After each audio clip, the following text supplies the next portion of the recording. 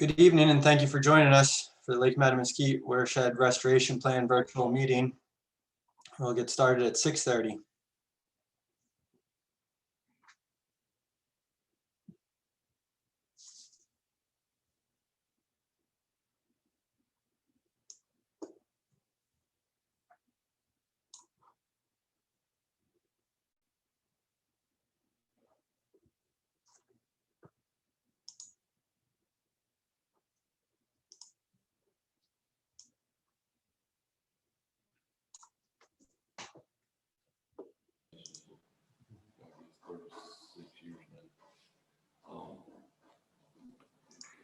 I guess now officially.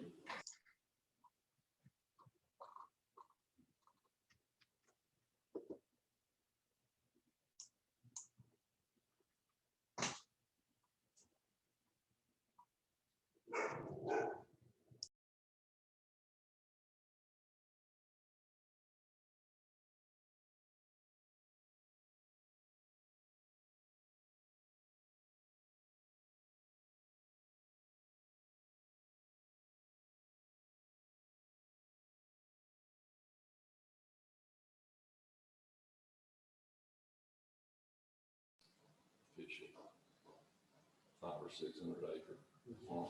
Hey, Michael, can you hear us okay? Pretty much exclusive. We can, Daniel. Hey, Ken. All right, good. How's things on your end? So far, we got a couple of folks here in person that have signed in, and then the same crowd that was here with us before. All right. Okay, we'll get started at 6:30. Thanks for joining us tonight.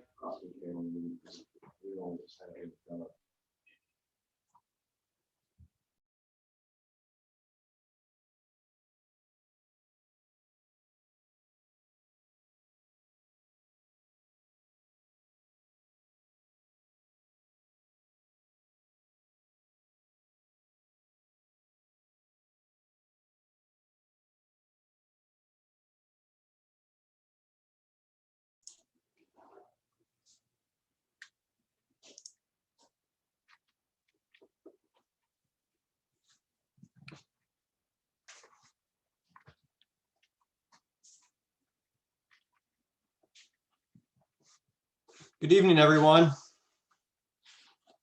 Thanks for joining us for the Lake Mattamuskeet Watershed Restoration Plan virtual meeting.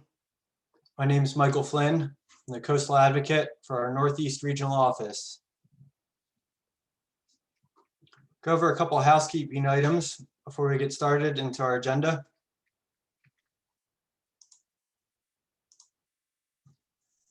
Throughout the presentation, the mics of the attendees will be muted. This meeting is being recorded so we can make it available for viewing, and we'll upload it to the project webpage as well as the presentations afterwards. Throughout the meeting presentations, I'd like to ask you to use the Q&A feature. In order to get through the agenda tonight, we're going to hold questions until the end, but if we do have some time to answer a few clarifying questions, we'll do so, and that Q&A chat feature will be monitored. Once we get into the question and comment period, you have the ability to use the raise hand feature, and you can request that your mic be unmuted. If you're having any trouble, technical difficulties, you can use the chat feature at the bottom. And you can ask the presenters questions throughout, and they'll either respond to you after their presentation, or we'll get to it at the end of the meeting.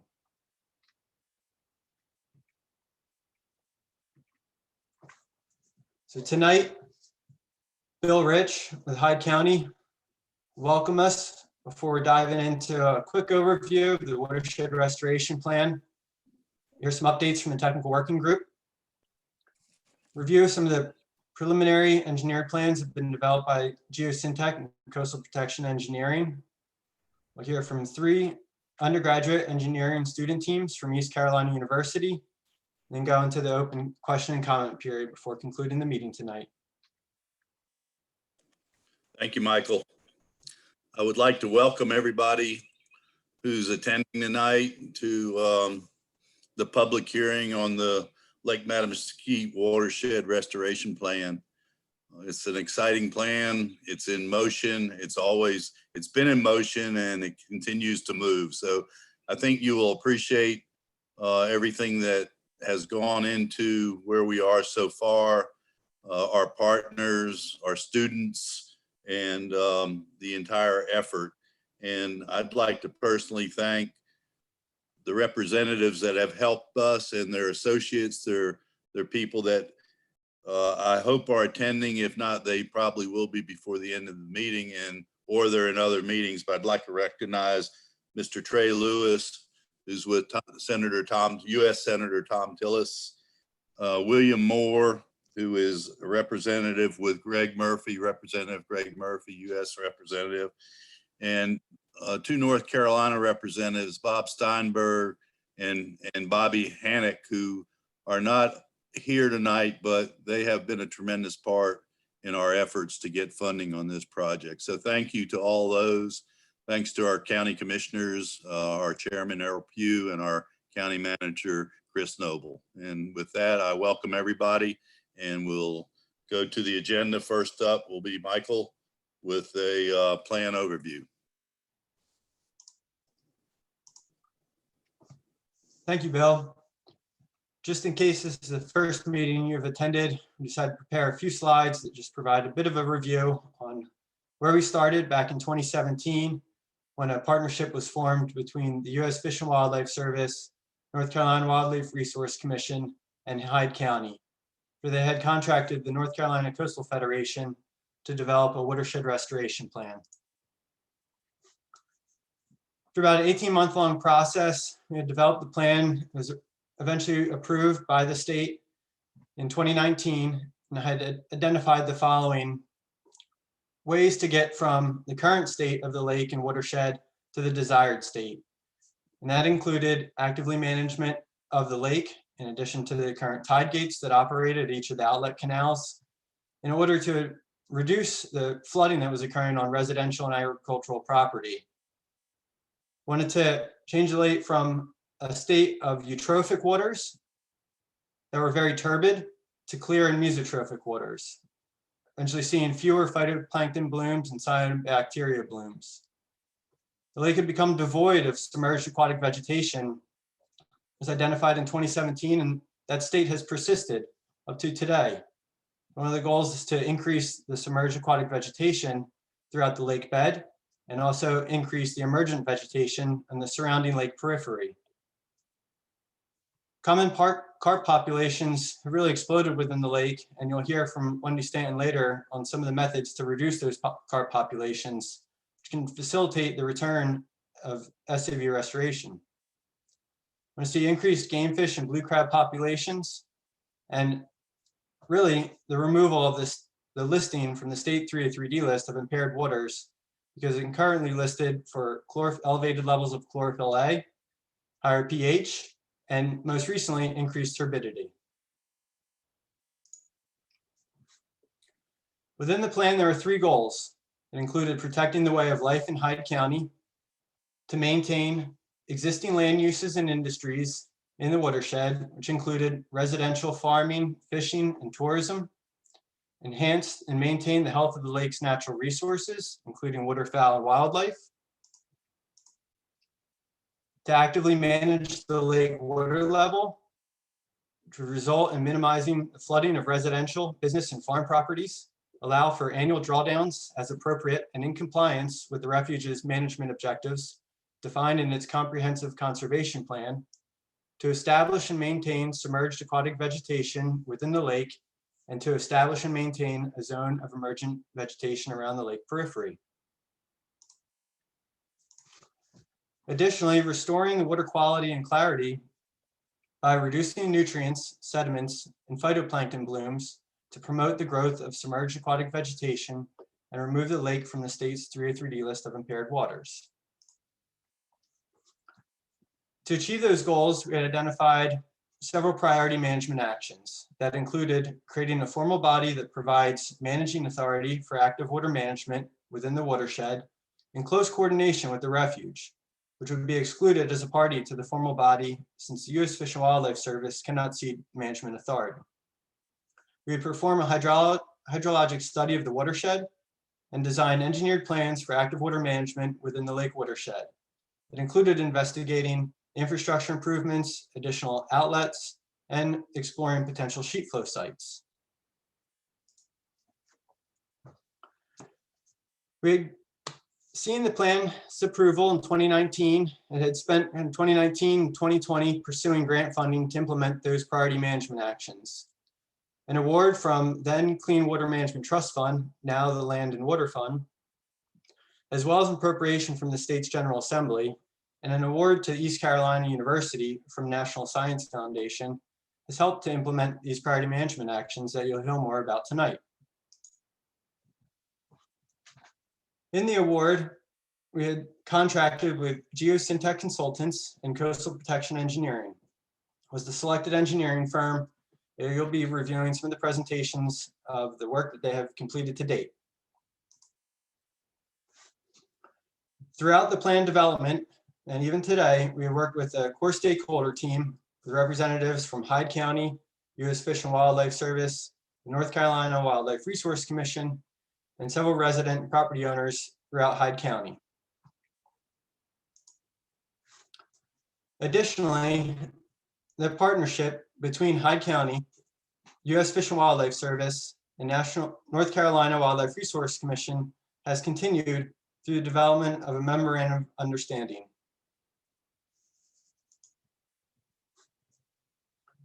After tonight's meeting, you can visit the project webpage and review the watershed restoration plan at nccoast.org/Lake Mattamuskeet. And you can also subscribe for regular project updates and submit any comments. Those comments will be taken into consideration and discussed with the stakeholder team as we continue throughout this process. So I'd like to thank you for your attendance tonight, and we'll move along with the program. First up, Wendy Stanton will provide some updates from the Mattamuskeet Technical Working Group. Good evening, everybody. Can you hear me okay?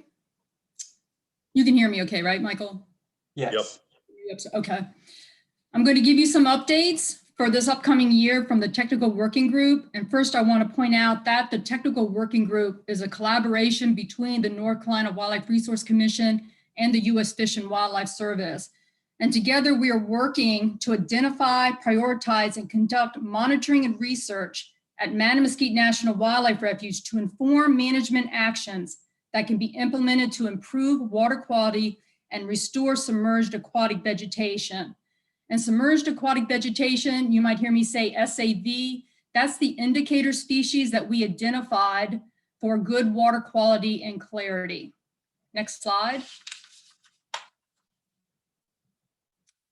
Oops, another slide, sorry.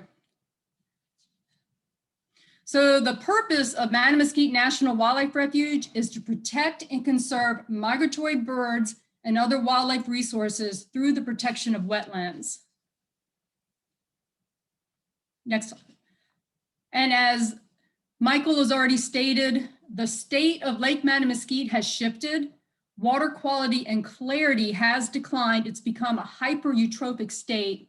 SAB has disappeared and cyanobacteria is abundant, which is negatively affecting waterfowl habitat.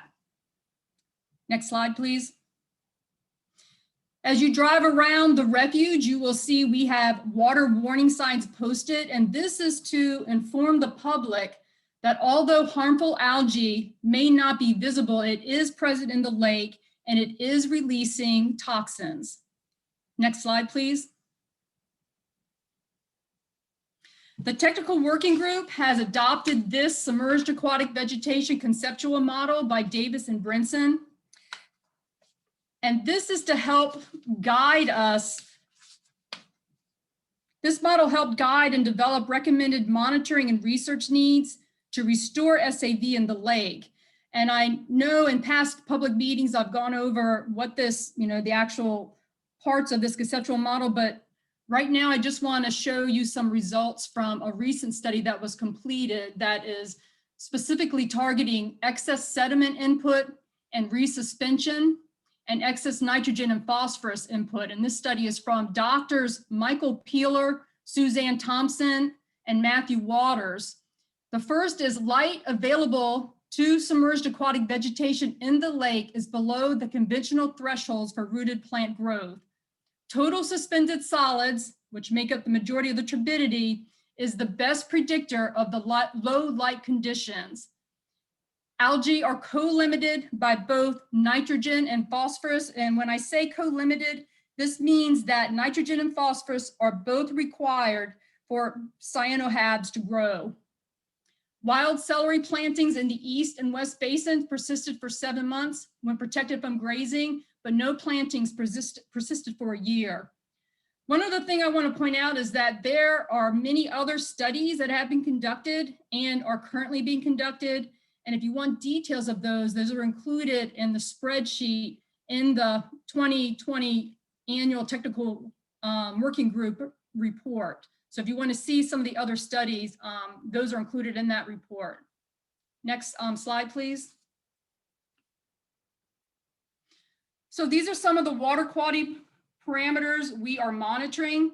We have 2 USGS continuing water quality stations. One's located in the East Basin and one on the West Basin. And we also have a USGS weather station located on Highway 94. The parameters we're measuring at these stations include water depth, pH, specific conductance and salinity, temperature, dissolved oxygen, and turbidity. Water samples are grab samples that we're taking every month from March through October, are being graciously analyzed by North Carolina Division of Water Resources. And these parameters include total nitrogen, total phosphorus, phytoplankton, total suspended solids, chlorophyll A, cyanotoxin samples, light attenuation, and we're also measuring water clarity with the Secchi disc when we go out there to collect those samples.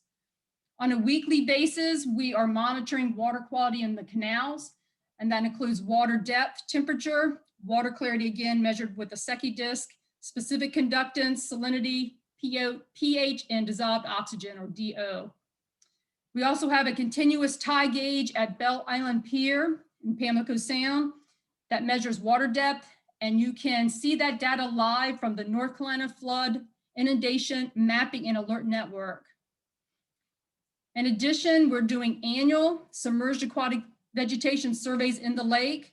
We conduct ground and aerial waterfowl surveys from November through March, and the North Carolina Wildlife Resource Commission does an annual fish monitoring. Next slide, please.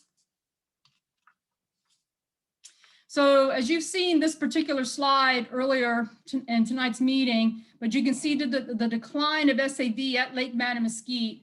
It began around 1989. We had a bumper year in 91, but then the decline resumed in 93. By 2017, all of the SAV was virtually gone. In 2016, as was mentioned earlier, the lake was designated as 303D for impaired waters based on elevated levels of chlorophyll A, high pH, and more recently, high turbidity levels, which again measures water clarity. The chlorophyll A and high pH are indicators for harmful algal blooms. Next slide, please. So this past year, we were using a new app. It's called the SAV application. We piloted this past year and we were very happy with the results. Again, virtually for this year, there was very little to no SAV in the lake.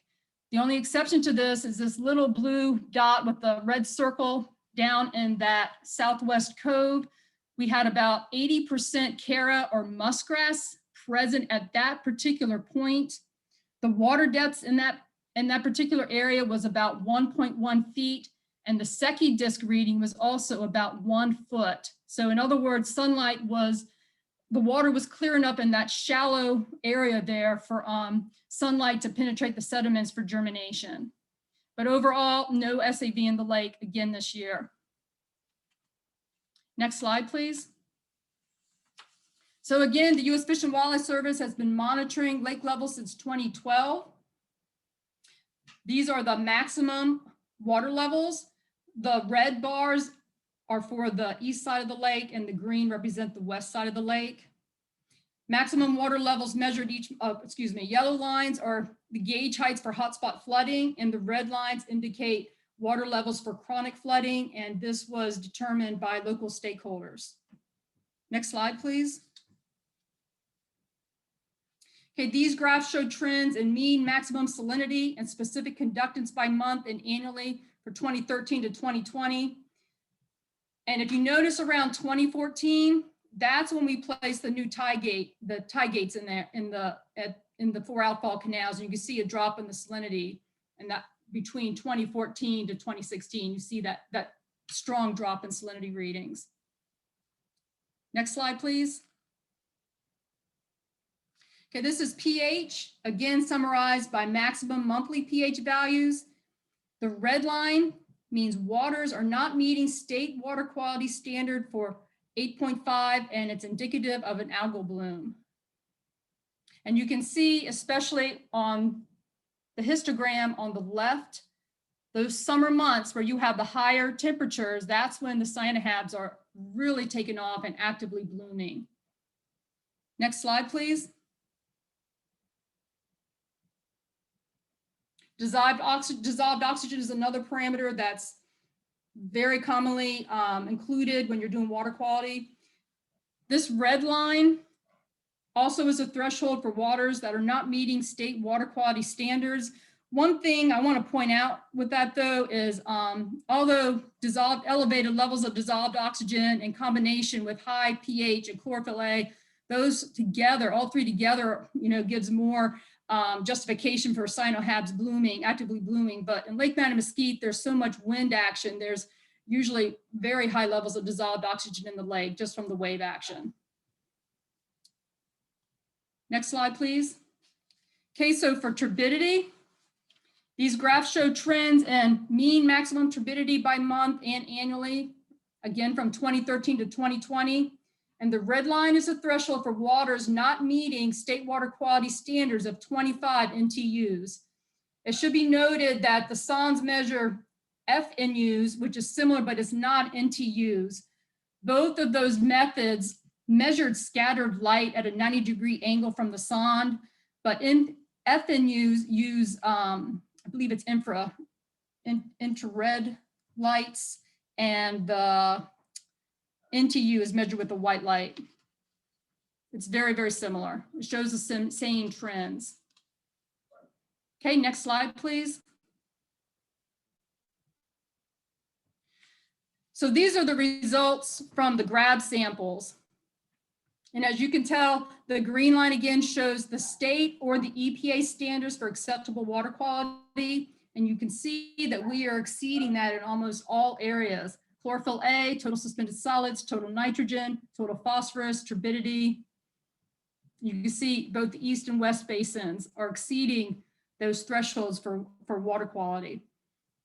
Next slide, please. This is a continuation of the water analysis from the grab samples.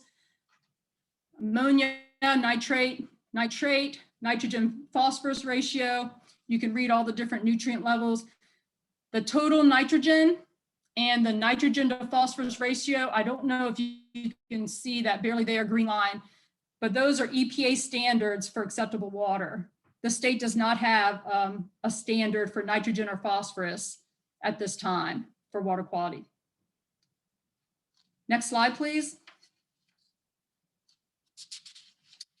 So I want to give a brief update of the carp removal. We definitely have made some progress.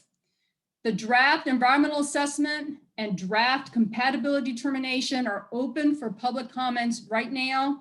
They'll be open from March 29th through April 29th. You can access those documents through the Mattamuskeet website. We have completed the contaminant analysis for human consumption, and the 3 contaminants we analyzed included mercury, PCBs, and cyanotoxins. We're retrofitting some of the gates to 2-inch spacings to prevent new carp from entering the lake. East Carolina University capstone project completed their project for the hoist system. You can see 3 of the 4 graduate students in the lower left-hand corner. They did an excellent job on their project. And something exciting that we actually did a month ago, North Carolina Wildlife Resource Commission conducted scatter stocking of bluegill back in March. And next slide, please. I'll show you some more pictures of that. So we are trying to stock up to 100,000 bluegill into the lake at specific locations where we know there's carp spawning going on. This past year, back in March, they released 33,000 on the west side of the lake and 38,000 bluegill on the east side of the lake. And this is a very important step in the carp removal because bluegills hunt by sight and are voracious predators on carp eggs and larvae. And as we slowly improve that water clarity, it will increase their ability to effectively remove carp. So this is an additional biosecurity that's really focused on those smaller larvae carp and the eggs. And I want to especially send some very positive thank yous and shout outs to the Wildlife Resource Commission fishery biologists, Kevin Dockendorf, Katie Potaka, Chris Smith, fisheries technician, Barry Midget, wildlife officers, Robert Wayne and Alex McFall, and the Watha State Fish Hatchery. They released these bluegills during very, very challenging weather conditions. And this is a very important step. Next slide, please. Okay, so our next steps, we have to complete these compliance processes. So once the public comment period is over, we're going to be compiling all the public comments and making responses and then completing those documents. We also need to complete contracting documentation as we move forward, purchase additional nets and barriers to block carp from entering the lake, and implement the modified unified method carp removal when we receive the $1 million grant in fiscal year 2023, which actually begins October 1st of 2022. Next slide, please. And next slide again.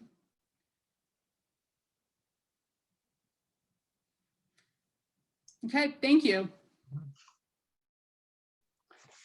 Thanks, Wendy. Exciting progress. See the bluegill stocking, and some of those pictures definitely demonstrated the challenging conditions they encountered.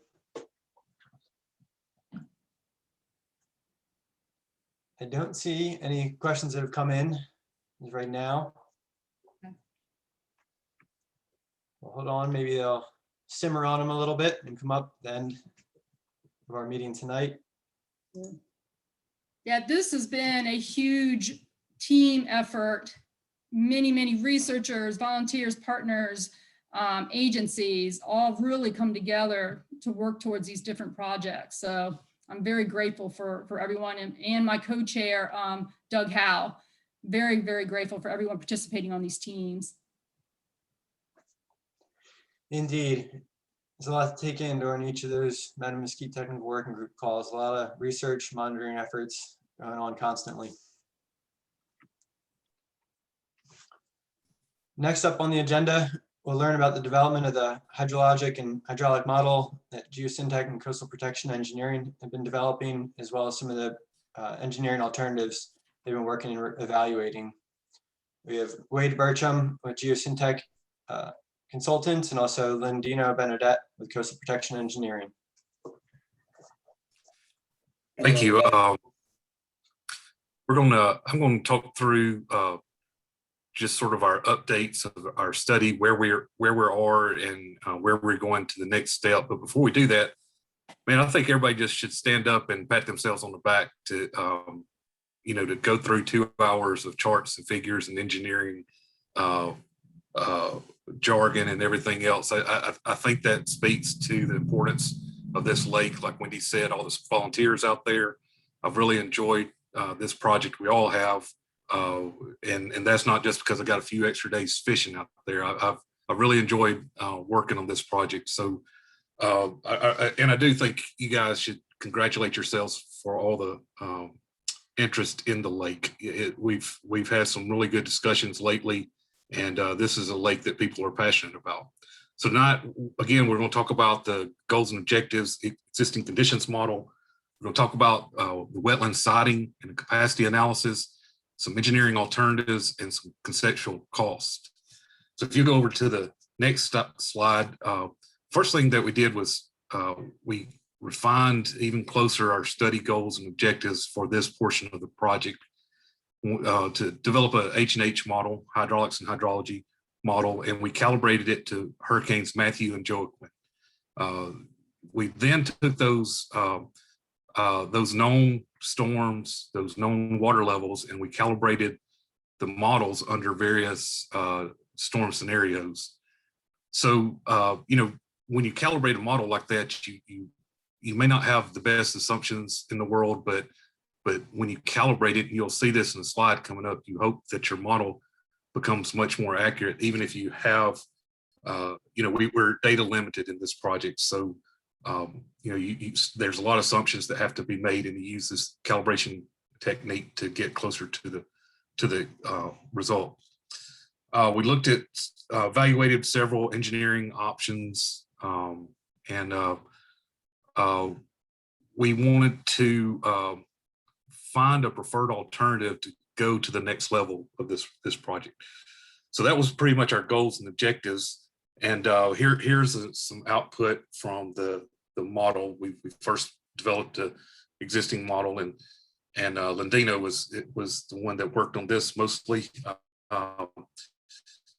And he calibrated it. He ran the design storms, all his hurricane scenarios, and we also looked at it from existing and future sea level rise scenarios.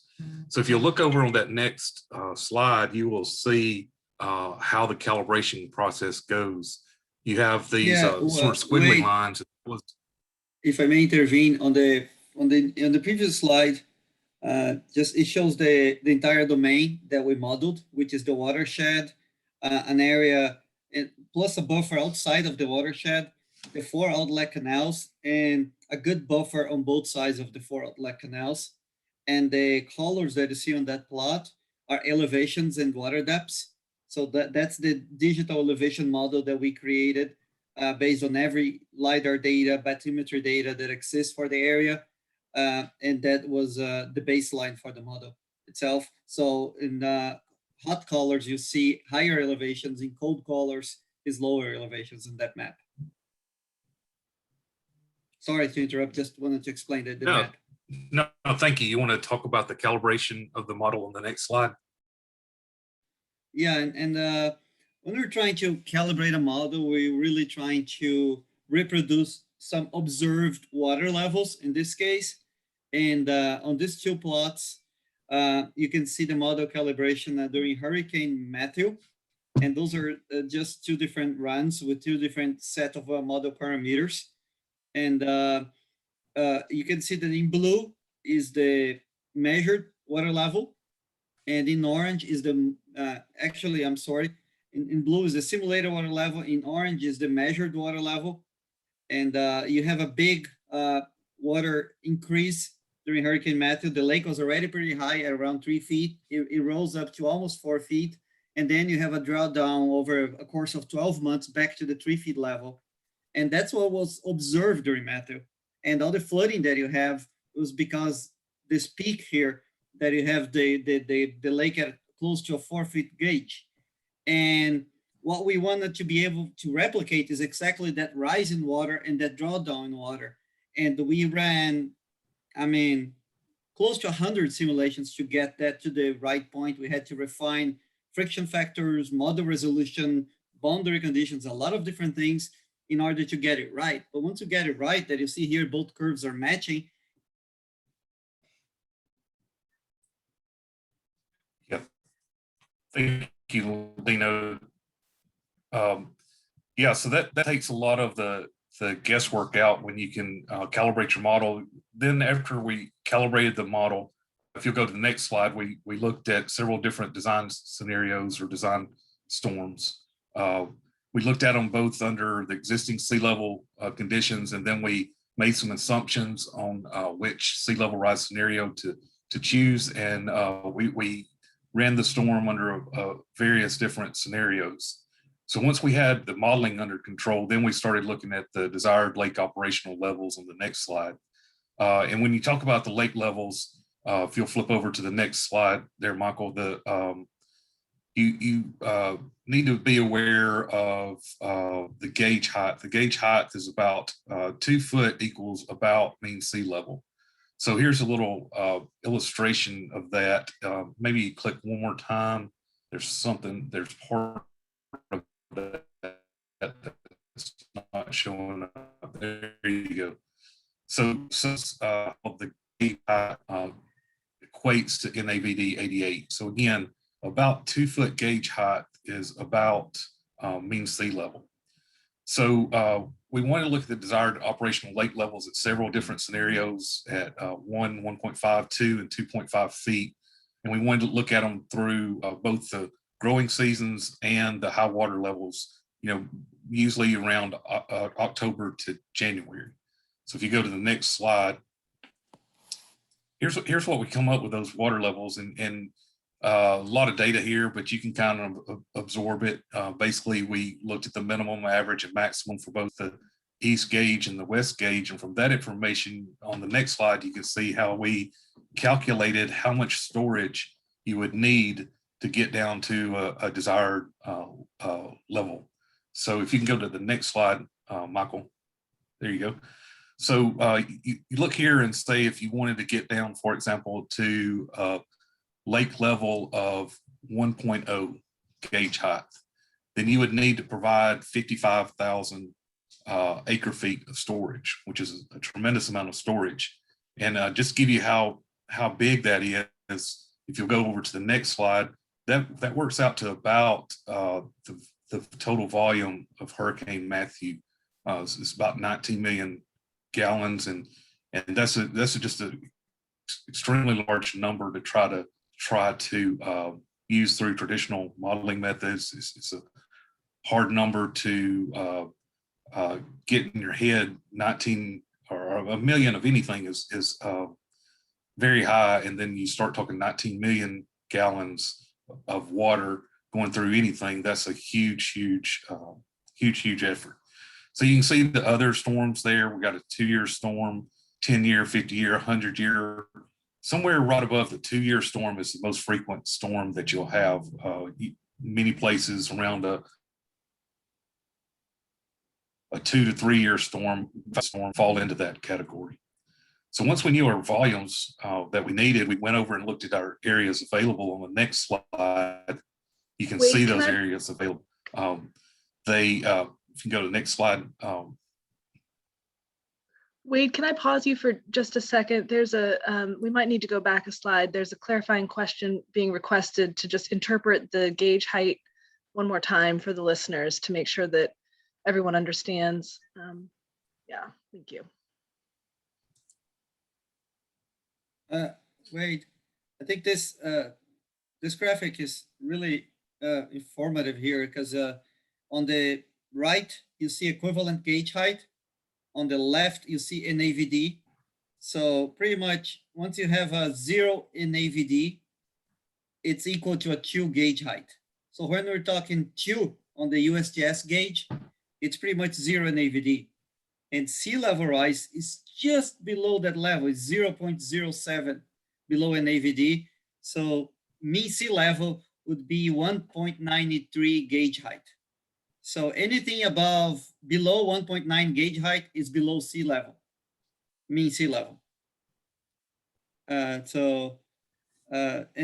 this plot here that you have the ruler side by side can be provided to everybody for quick reference as well. But you can see left is NAVD, mean sea level, mean high water, mean high water, and right is the equivalent gauge height. But every number that you see on those lake stations is always in gauge height. The clarification is also to just relate that to water depth, if you would. So when the east gauge that would be very difficult, because that would depend where in the lake you are. The depth would differ from the different sections of the lake, have different water depths. So that there is not a uniform response for that. It would be site specific. Sure, I guess that one of the, I'm not sure if this is Kelly Davis or Michael Cahoon, but they're saying that at 2 feet on the east gauge, you have a 4-foot water depth in the lake. And at 2 feet on the west gauge, you have a 5-foot water depth, roughly.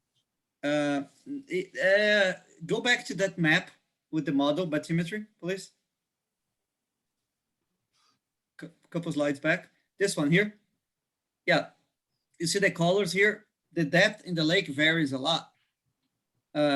So that statement, it really varies where you're getting your depth, because the scale here is a little small to see, but and this is in AVD, but just the change in colors, you see that the depth it changes significantly from where you are in the lake. So you can't really generalize that statement. It's not applicable because it really depends where you are in the lake, where you're measuring your depth. Right, and I guess the comment is that at the gauge location itself, so. Oh, okay. Yeah, then you have to plot the exact gauge location here and compare with the depth. But yeah, at the gauge location, it might be, but at different sections of the lake, it will be different. And the attendee is saying that they have charted it. So when it's reading 2 on the east gauge, it's 4 feet of water depth. And when it's reading 2 on the west gauge, it's 5 feet. So. Yes, that would be the case in a specific spot that the attendee is measuring. But like I said, if you do the same measurement in different sections of the lake, it will be different.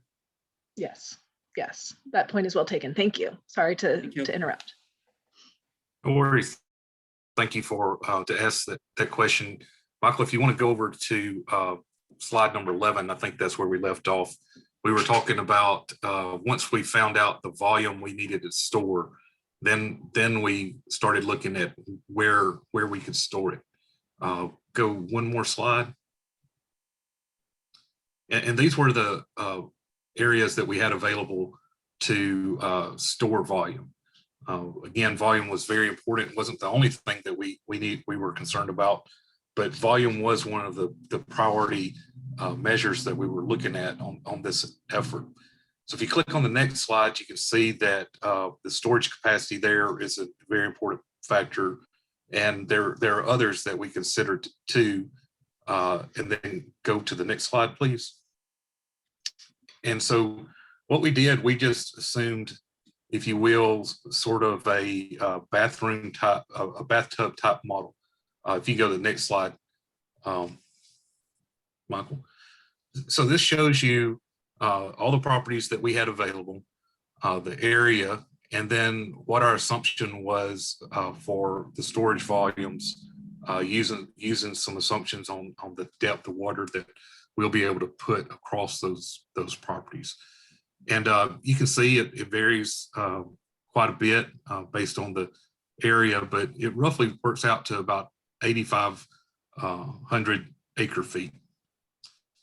And you can go to the next slide, Michael. So with the wetland siting capacity analysis, we not only looked at the storage capacity, but we looked at some other parameters, and we looked at the soil types at each one of these sites. We looked at environmental features there. We looked at flood risk, and that's sort of a subjective measure there. Constructability, again, very non-determinative, but we tried to relate, good, bad, and in between, and then the permitting difficulties that you may have. So you can get an idea on the wetland siting capacity analysis, which one of these sites seemed most feasible, which ones looked more suitable. If you can click maybe once or twice more, I think some boxes will show up. But Whitetail Farm seems suitable. Pat Simmons, Gold Rock Game Land, all those seemed suitable.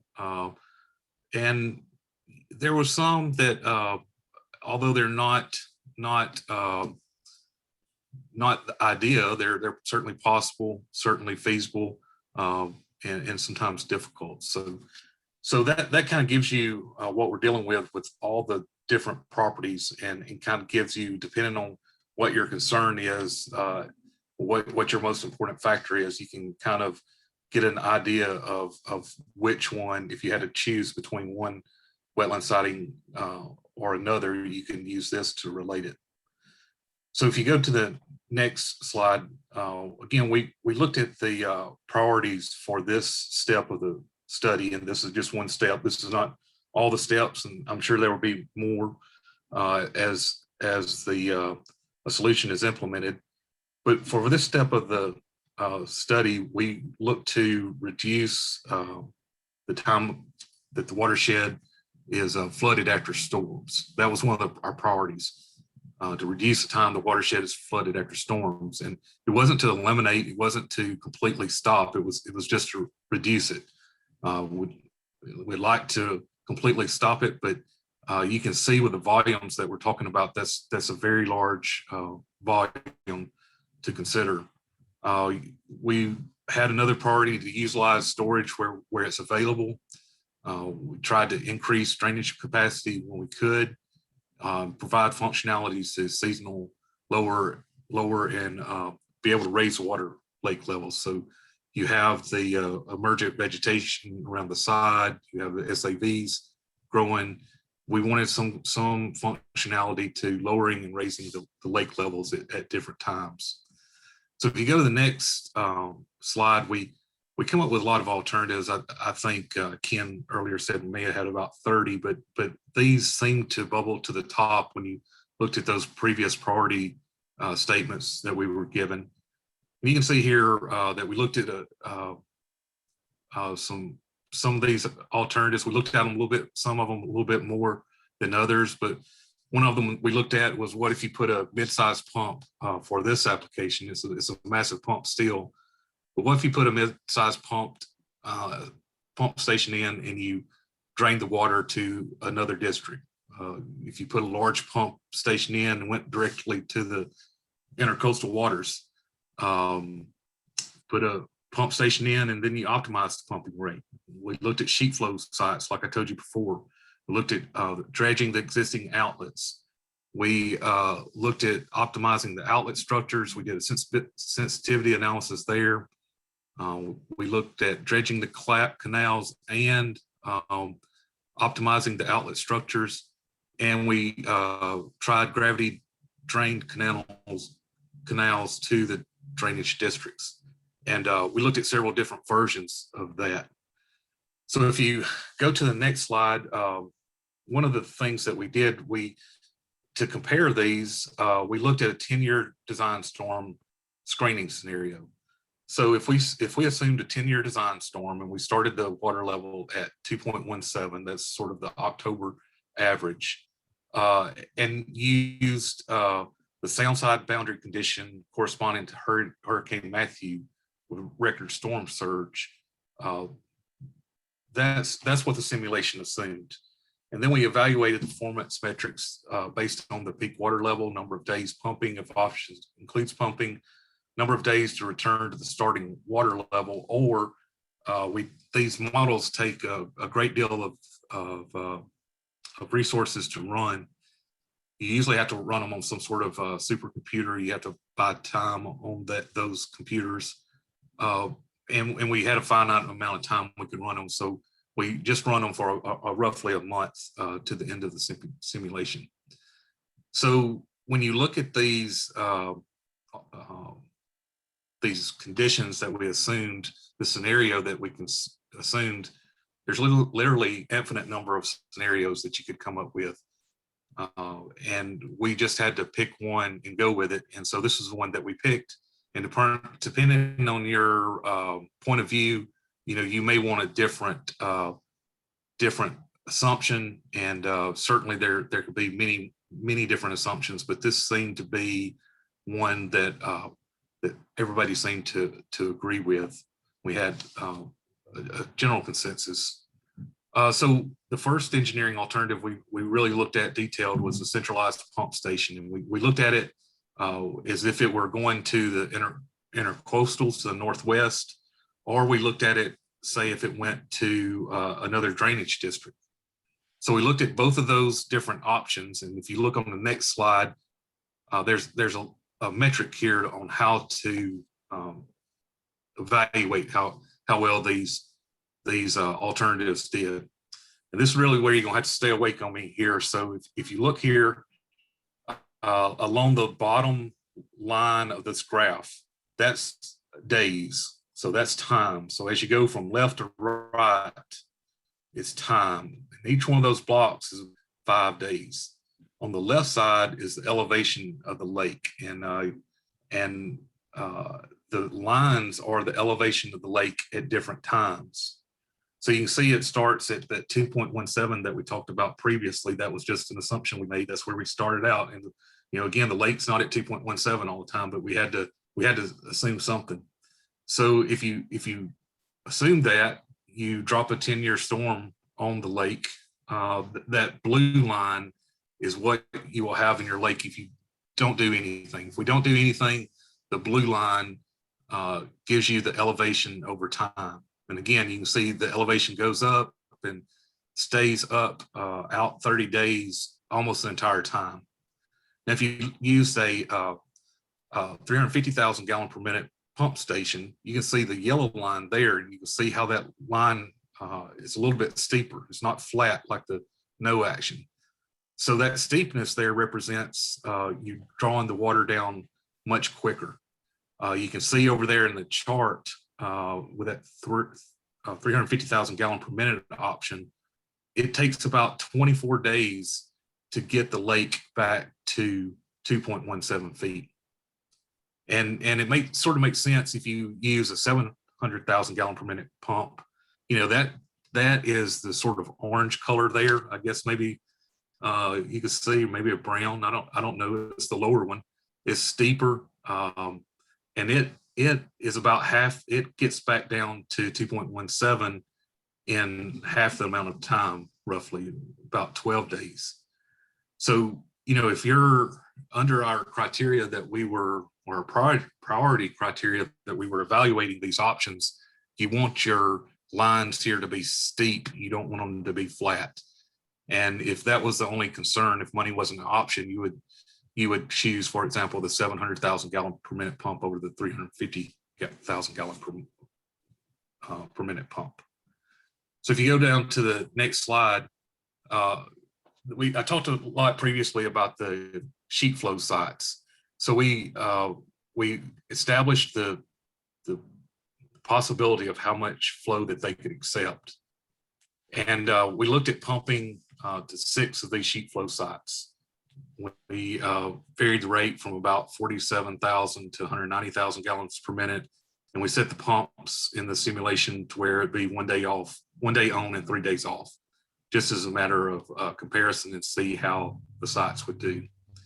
And we use on the next slide that same sort of figure to, you can go to the next slide, there you go. We use that same sort of figure, and you can see that using these 6 pumps to the sheet flow site, you can see how that line is flat. We would prefer that line to be very steep. In fact, over the simulation period, this water level never got back to that 2.17 foot elevation. It went all the way out to 36 days, and it was still at 2.4 feet. And that's a way that you can sort of weigh these different options in your mind. So, the sheet flow site's a great idea, but it's much slower drawdown than, say, a pump would be. On these numbers, we're showing like 2.84 feet for gauge height, 2.4 feet. We're carrying these numbers to hundreds, but that's just the raw output of the method. But the accuracy it implies a far higher accuracy than it's really there. But regardless, this does give you a way to evaluate the alternatives one against the other. The next alternative we looked at was we said, say if we dredge the existing outlet canal to the design depth. So we assumed some canal dimensions. We had very little data on that, but we come up with some assumptions. We looked at all the canals, and what we found was we couldn't find much of a impact compared to no action. You can see here that the dredged canals are the dredge canals represented by that brown line is lower and then a little bit than the blue line is no action. And all our assumptions that are previously stated, they influence that. So you could come up with another set of assumptions that would change this, but using the ones that we come up with, this is what you came out with. And again, this is just a way to compare things. And there are other scenarios, an infinite amount of scenarios that you could analyze these alternatives. So if you click on the next slide, we see there, if you're dredging the existing canals to their design depth, you're looking at about, it only drops about 1/10 of a foot over a month. So again, it's very, it's going down very slow with that. But if you look on the next slide, you will see sort of why.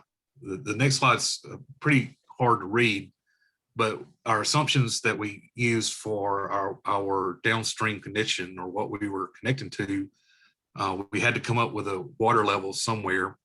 And Landino found the Bell Island Pier had data in the time frame that we needed it. It was available.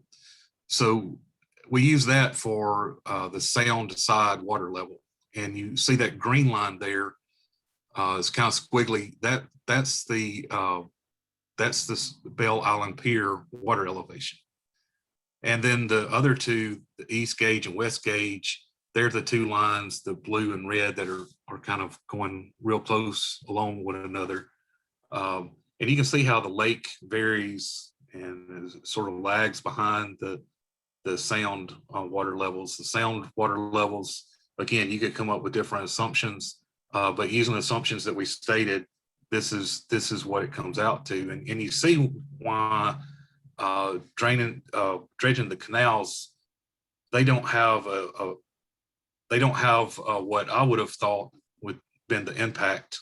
But you see that here in this chart. You see that the sound level water was over the lake level water 44% of the time. I think we was talking to Ken earlier, and he had been out there this week, and water was running from the sound into the lake, and he had closed the gates. So and again, I keep coming back to, this is just an assumption that we used, and a way to analyze and look at these projects. Great. Let me provide further explanation here. In green here, you see the sound water level. In orange and blue is the lake water level. When green is above orange and blue, the lake is not draining to the sound, and the water actually is reversed. The sound would be going into the lake and the gates would be closed. When the orange and blue are above the green, then the lake would be draining to the sound. So if you look at this data, you can see that over the last 2 months, like from end of February until pretty recently, the lake was draining to the sound. But over the last week or so, the lake and sound levels equilibrated, so it's not draining anymore.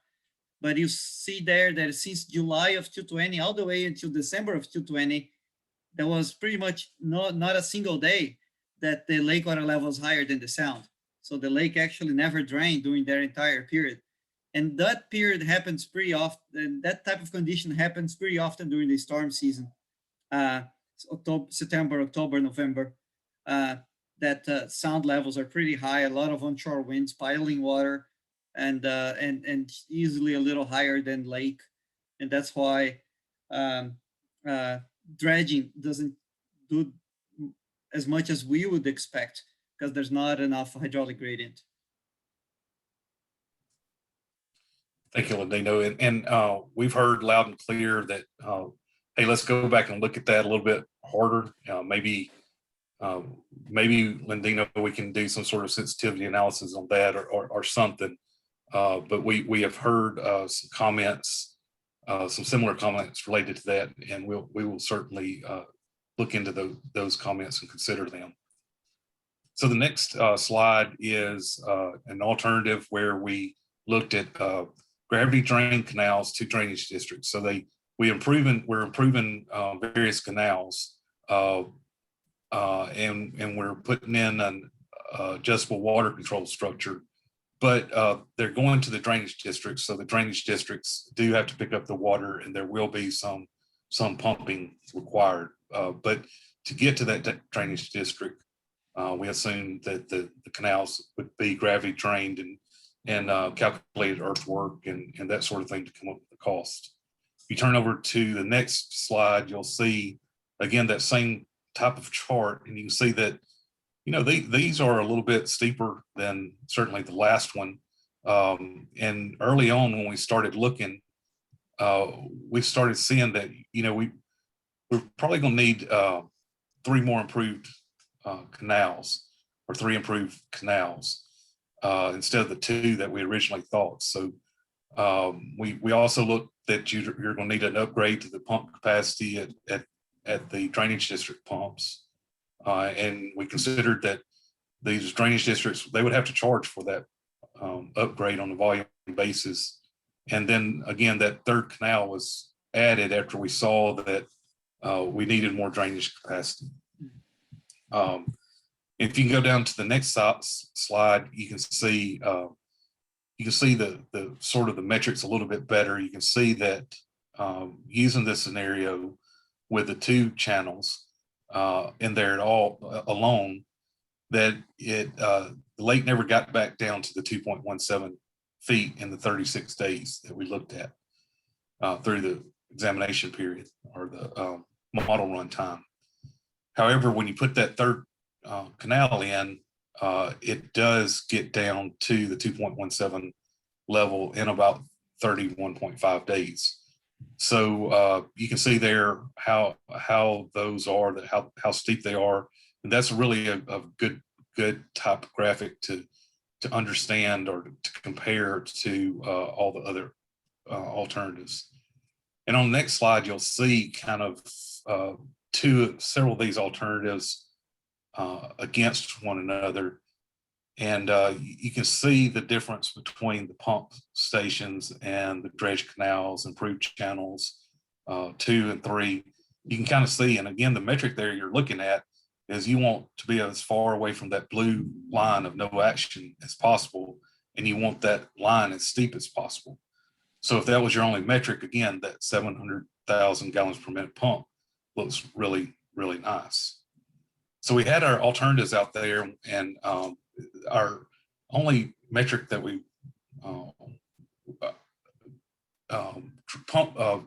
late drawdown was not the only metric that we were looking at. If you look on the next slide, you know, cost comes into this too. So we evaluated 3 of the alternatives based on pump station with an optimized pump rate. We looked at the sheet flow sites. We looked at gravity drain canals to the drainage district. We evaluated them based on the cut and fill amount and the DEM that we had, the pump capacity simulated in the model, and some other costs that comes along with it.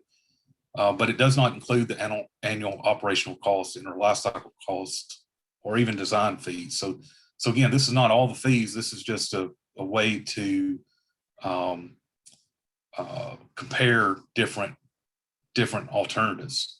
And that's really, again, what we're doing in this effort is comparing the alternatives.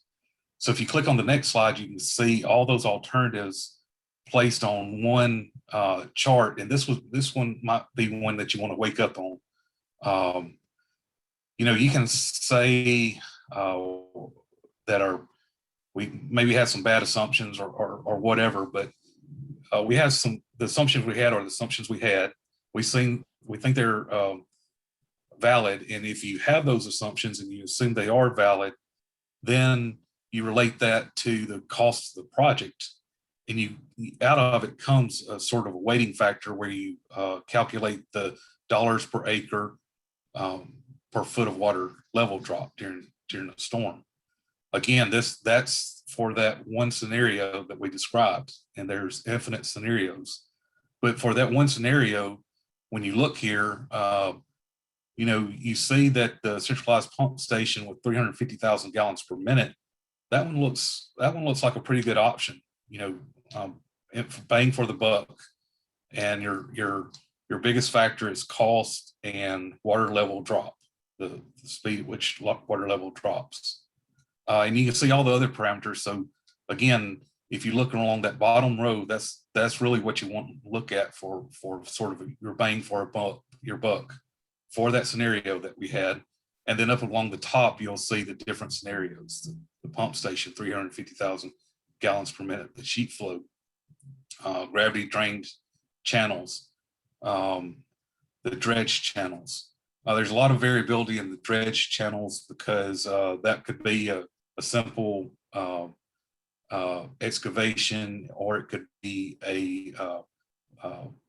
if you had to use hydraulic dredging. So there is a lot of variability in that cost. And these cost estimates, you know, if you looked at percent complete of a 100% complete project developed and designed and ready to be installed, this represents about 1% of this effort. So these are really screening cost estimates, and they're not accurate enough to say the cost is this or that, but they do help you screen out, hey, maybe this one looks a little high. Can you look at it a little bit more? Or this one compared to this one looks better, or that sort of thing. So right here, we're really just trying to screen the projects, the alternatives. And if you see on the next slide, just a little for the public here, just you have ranges here because we're really at a feasibility level now. And this is very common in engineering studies that you're going to have a range. And once we narrow down in the ones that seems to clearly show more of a bang for your buck, more cost benefit, we then go into future phases of engineering and refine that number to a specific number. But this range here is really, it could go towards the low end or the high end, depending on the specifics of the detail engineering design. And this type of ranges are very common at feasibility levels. So, but they do provide you a good idea for decision making on which way you want to go. Wait. Yep, that's right. And it's just a way, like you said, we could have looked this a number of different ways to compare, but we're just trying to put the tools in the stakeholders' hands, in the public's hands, to look and understand the differences in the potential alternatives that we cared for so far. If you'll go to the next slide, it kind of carries us to our next steps. So the next steps are that for this particular effort, this is not for the whole effort. This is just for this, is the stakeholder team needs to select two alternatives according to our contract. You know, if we go with our existing contract, we've asked the stakeholder team to select or designate someone to select two alternatives that they would like for us to look closer at. And when we look closer at them, you know, we're going to simulate them under some different conditions. We're going to give them a little bit better look on cost estimates. And then we're going to take those two alternatives and we're going to present them to the High County Board of Commissioners, and they will select one from there to progress to permit level plans. And once you get to permit level plans, that doesn't mean that that's the way the project will go on now and forever. There's other avenues. There's, as you go along in a project, it's just like an investigation. You carry yourself where the data carries you, and you just you try not to have preconceived notions, and you try to evaluate the projects on the best known information that you have. So that's the next steps, and thank you for going through that presentation. And Michael, I don't know if you want to do questions now or later, or just roll. Thanks, Wade and Ladino. Appreciate you reviewing this robust analysis of what was included in the scope of work, as well as additional tasks to evaluate some of the feasibility of these conceptual designs. We do have a few minutes, so there was one question that came in asking about the assumption of tailwater conditions and the capacity of the drainage associations, as whether they would be able to accept the capacity and handle their own pumping there after receiving that volume of water. It's something you could elaborate on. Let's see. So What is that question again? I'm trying to look at it. And I could ask Jonathan if you want to come off mute. Oh, okay, I see the question. Assuming an open tailwater condition and the capacity of the Drainage Association would be able to set that capacity to be able to handle their own pumping. So Yeah. we're, Can you guys hear? Okay, this is Ken at the courthouse. Yep. The very first, the first two alternatives that Wade talked about, the one where we had the 700,000 or 700,000 gallons per minute going to the ICW and the 350,000 gallons per minute going to the Mattamuskeet Association. The costs associated with that, there was no consideration of additional pumping capacity needs in the association. But the alternative that Wade talked about, the two gravity drain canals into the association, there are costs assumed there for increase in pumping capacity to the associations that the drainage districts where that water would be drained into. So that's a little bit of a shortcoming of that. If you go back to Michael, can you go back to the slide that shows all the alternatives? Yeah, so that centralized pump station, 350,000 gallons per minute. I'm not certain that additional pumping capacity for the association is built into that cost. It's been refined since the last meeting, and Alessa may have included that in those costs, but I know that the type of increased capacity that the questioner was asking has been factored into those alternatives, the gravity drain canals, 2 canals and 3 canals. Thank you both. And we do have a few more minutes. Kelly, if you'd like to come off mute. Kelly, there will be an environmental assessment required with certain options for sure. There may not be, there could be some options that they didn't require or do it under maybe a nationwide permit or something like that that didn't need an extensive review. But there has to be some kind of assessment, and for the preferred alternative, we carry that environmental assessment to maybe a 10 or 15% analysis. Not anything real deep, but we do check off the major items, and that'll be included in our report once we identify that preferred option and we look into it more. Wade, I'd like to know if I've really enjoyed Wendy Stanton's presentation and the focus on the potential benefits to water quality in the lake with carp removal. For none of these projects have I noted any discussion of water quality improvements, which is one of the 3 main project goals for the restoration plan. If you could answer that. And then my second question, which is unrelated, is do you have a slide available that you could show tonight that would show an approximate per acre private landowner dollar assessment for the different drainage projects? I'll go back to mute and appreciate your answers. Thank you.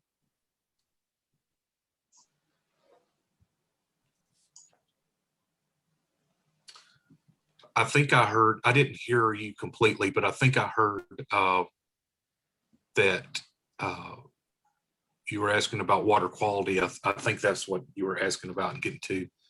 Yeah, we do not take in the ecosystem or ecoservices value into these analysis. So if you did that, then these numbers would change up some. You know, those sheet flow sites would probably show better. Maybe even the dredge canals would. So we did not include analysis on that. So your point is well taken that we discussed the priorities, the priority aspects in this step of work, and this valuation here does not take into account the value of the improvement of water quality that a sheet flow site would do. And then I couldn't hear the other question. Let me try it again. Let me follow up on the water quality question. At what point is water quality considered with these different alternatives? My other question was, do you have a slide available tonight that could show or discuss the per acre private landowner dollar assessment for the drainage as we know it now, without any sort of known grants or special appropriations that might last indefinitely? Could you hear me okay with that? Yeah, I don't think we have the valuation of private land. And Michael, that may be a better one for you on the, will we run with these alternatives? Will we heighten the water quality concerns? Would we, we're getting to the end of this step of work. And, to be honest, I don't know, and I'm leaning on Michael and try not to put him on the spot to help me out on that one. Sure. Kelly, at the very beginning of the presentation, we talked about protecting the way of life, actively manage lake water level, and restoring water quality and clarity within the lake. So those three goals are being carried throughout this entire assessment. What's being presented right now is the work to identify which one provide the greatest value on water quantity management. So it's primarily what you're seeing. But in evaluating the alternatives and the direction that will go forward, leveraging one way or the other, if one of these alternatives is going to provide a higher benefit to improvement of water quality and clarity within the lake, that would probably trump one alternative over the other. But we're just presenting kind of what work has been completed to date, but all of those considerations will be taken in fully. Okay, yeah, thank you. I think it's important to recognize too that we're talking about water quality in the lake and not necessarily the quality of water once it leaves the lake, although I recognize the value of that too.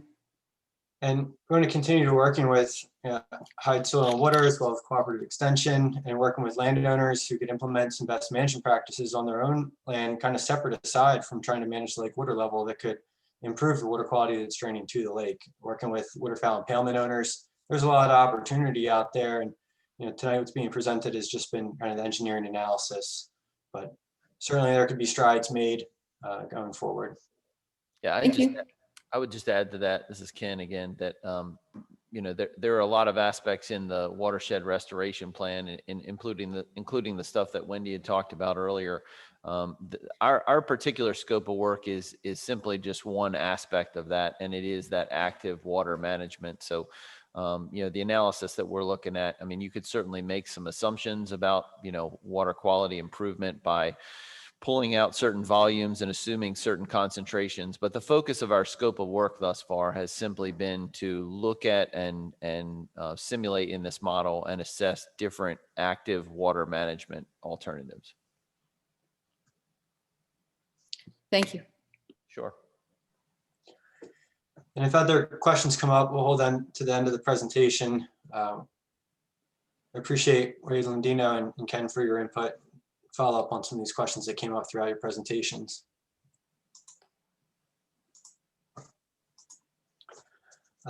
Dr. Randall Etheridge with East Carolina University is going to introduce the project. He's been working with undergraduate engineering students, a project that was funded by the National Science Foundation.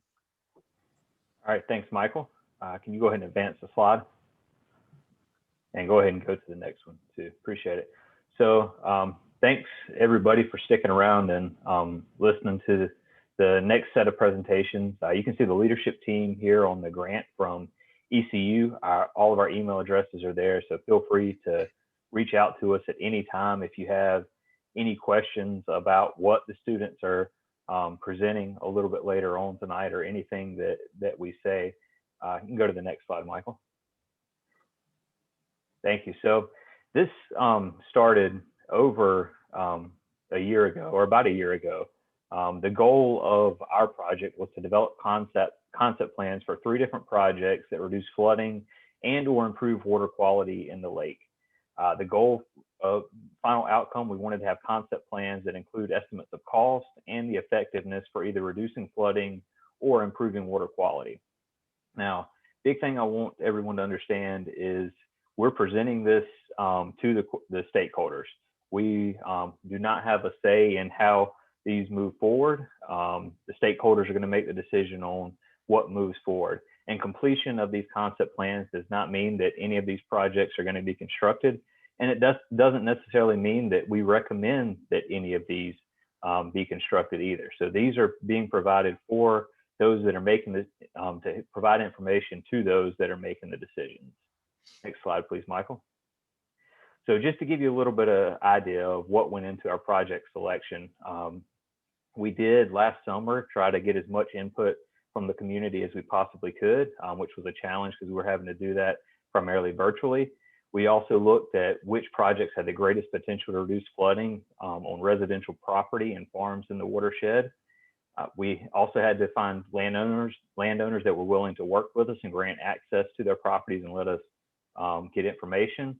And another key component, we had to meet the educational objectives for the students. So all of these factors went into our project selection.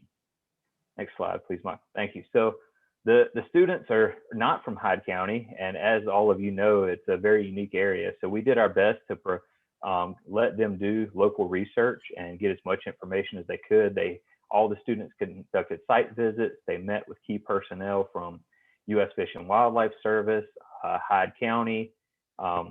They worked quite a bit with the team that you just heard from Geosyntec. They also got design feedback from focus groups with residents and other interested parties. They've attended all the core stakeholder group meetings and the public meeting, I believe it was last August. So the teams have done as much as they could with the resources they were given to collect information and learn about the sites they were working on. Next slide, please, Michael. Thank you. So thinking about what's next, the students are doing their final presentations tonight. You're going to get to see their concept plans. They are also working on final design reports. Those are going to be completed in late April or early May, and they will be distributed after that. Someone from the leadership team is going to continue to attend future stakeholder and public meetings in case there are questions about these designs, and also explain how what we learn through these projects can be applied to future projects. And I think you're going to see that the most in the Pat Simmons project, which is the first team that is presenting tonight.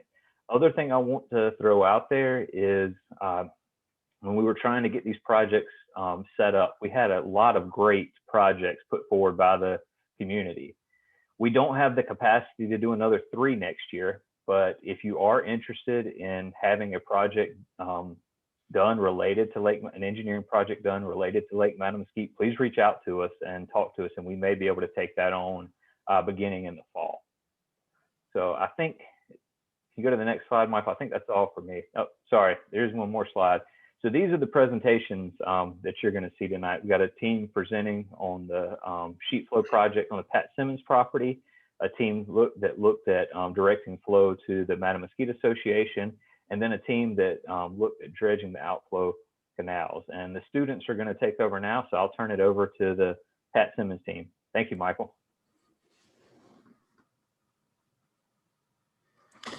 Yes, hello. This is the Lake Mattamuskeet Landowner Project. Next slide, please. My name is Lauren Penna-Welch. I'm an environmental engineering major at ECU. Hi, I'm Shelby Wiggins. I am also an environmental engineering student at ECU. Next slide. I'm Dustin Holland. I'm a mechanical engineering major at ECU. And I'm Ahmed Abdul Jawad. I'm a strong systems engineer at ECU. Mr. Pat Simmons is a local landowner on the bank of Lake Mattamuskeet, and due to structural changes and shifting weather patterns in the area, the lake is subject to flooding and drastic changes in water chemistry as of recent years. Mr. Simmons has offered up a portion of his land to combat these changes. So by creating an artificial wetland on the property, this project will improve water quality bound for the lake, store floodwaters, and create new habitats for waterfowl living on the property. Next slide, please.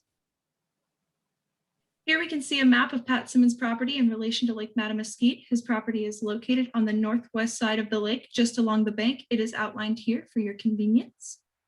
Next slide, please. Now here we see a sectioned map of Mr. Simmons' property. This is here to help you, the viewers, understand exactly how the farm will be set up. The wetland will be constructed in the purple shaded area on the property's northwest corner.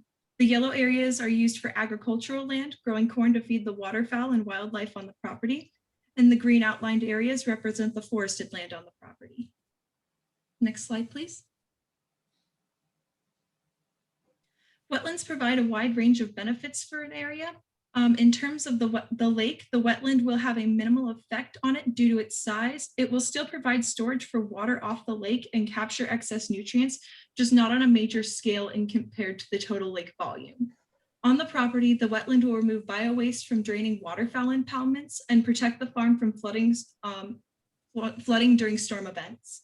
The wetland might also serve to attract more species to the land, providing better hunting. If more wetlands like this project were installed around the lake, the benefits would certainly be felt throughout the community.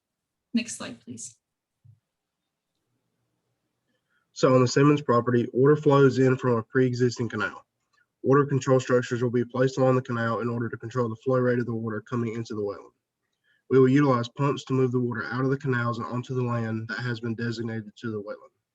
The wetland will serve as temporary storage for floodwater and will also treat the water in an effort to increase the water quality. Water will then leave the property by way of an existing canal that drains into the intercoastal waterway. Next slide. The picture shown on this slide displays the plot of land that is desired to be used for the wetland. The design is to use approximately 165 acres of land and convert that into a surface flow constructed wetland. As you can see by the legend presented, the purple square shows the land that will be used for the wetland. When flooded, this wetland will have an approximate depth and capacity of 2 foot and more than 107 million gallons. The blue dots are pumps on the property. The only pump that doesn't currently exist is the one in the bottom right corner of the wetland. The pink triangles show where the water control structures are and where they will be located. The white arrows show how the water is flowing down the canals into the wetland and then into the intercoastal waterway. This design converts approximately 15% of Mr. Simmons' property in an attempt to allow for the continued use of his farmland for his livelihood, all while helping the flooding situation around the lake. And it has been determined that a 24-inch axial flow diesel powered pump would be the best use for this application. Next slide. So here we have the Simmons property divided up by land use. The purple is the wetland, the forested is green, and the agricultural land is yellow. When dealing with agricultural land, we need to be mindful of the possibility of excess nutrients in the influent water. According to a published study regarding the performance of wetland areas in treating agricultural drainage water, a ratio of 18:1 will have a 50% potential reduction in nitrogen content. A ratio of 5:1 will have a 79% potential reduction in nitrogen content. The ratio of agricultural land to wetland on the Simmons property is 1.6:1, meaning there's much less cropped land in relation to the wetland than the scenarios in the study. So it can be inferred that there will be, at the very least, 79% reduction in nitrogen content, if not more. So this tells us that water quality is not the limiting factor in the design of this wetland. Therefore, we'll shift our focus primarily to the storage capacity potential for this project. However, with that being said, I would like to note that the wetland in place, the nutrients from Mr. Simmons' cropland will no longer drain to the lake, meaning there's an estimated 1,500 kilogram reduction in inorganic nitrogen being sent to the lake. You can go to the next slide. As mentioned before, the water balance model created in Excel is modeling the impact of various inputs and outputs associated with the wetland system. The inputs are what go into the system. This would be rainfall on the wetland as well as rainfall on the surrounding areas on the Simmons property. The rainfall on the surrounding areas will be treated as an inflow into the wetland. The outputs for the system is You're one slide ahead. No, this is the correct slide. The outputs for this system is what's leaving the wetland, which would be water that is evaporated from the system and what is discharged from the wetland as an outflow. The outflow will be dependent upon the design of the water control structures. Here we have a design Here we have a graph displaying the water level in the wetland over a 2-year time period from January 2016 to December 2017. The orange dashed line at the half foot is the ground level, meaning any water below that half foot is contained within the soil, and the water above the half foot is free flowing water. You can go to the next slide. On this graph, I've highlighted events that have resulted in obvious increase in water level. In March of both years, there are spikes in the water level as a result of the release of water from Mr. Simmons' duck impoundments. The spike in September of 2016 was the result of Hurricane Matthew. With that being said, this model shows that with a major rain event such as Hurricane Matthew and the release of water from duck impoundments, the water level in the wetland remains below 2 feet. On average, the water remains in the wetland for about 21 days. This would be the hydraulic residence time they're in the wetland. Next slide. And here we have the upfront and initial costs for the wetland project, which is divided into multiple categories. The first category is the design cost. Then we have the construction of the berms around the wetland, which is the earth moving. Then we have the wetland planting, the weir plate, and the 2 north control structures. And then we have the pump upfront cost, which constructs of the pump itself, the structure that houses the pump, and the fuel tank for the pump. And the total upfront cost for the project is a little over $1.4 million. Next slide.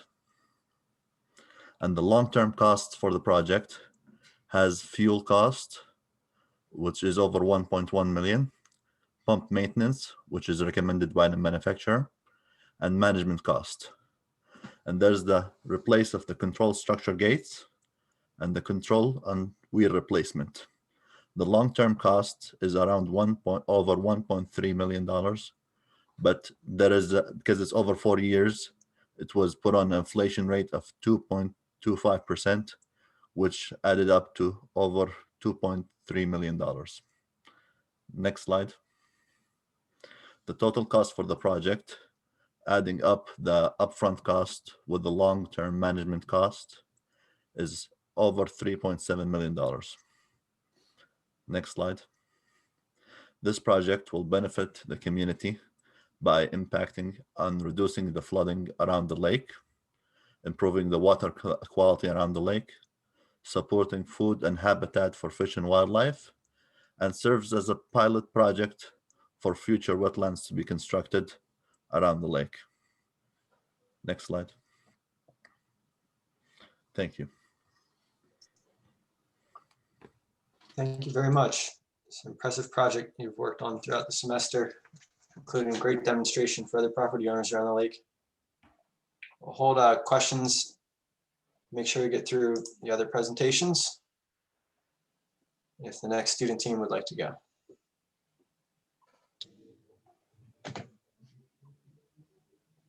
Our capstone team has the Lake Mattamuskeet drainage and flooding remediation analysis project. My name is Ashley, and I'm a senior in the environmental engineering program. My name is Charles Zablon, and I'm a senior in the mechanical engineering program.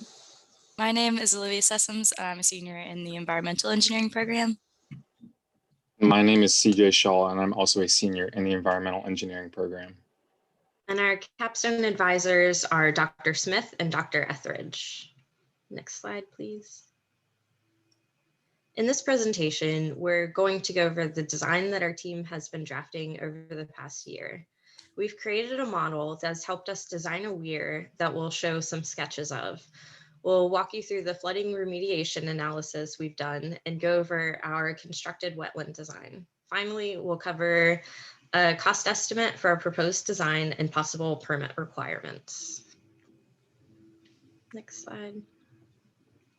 This map shows where the Mattamuskeet Association is located on the lake, as well as boundaries of the association outlined in yellow.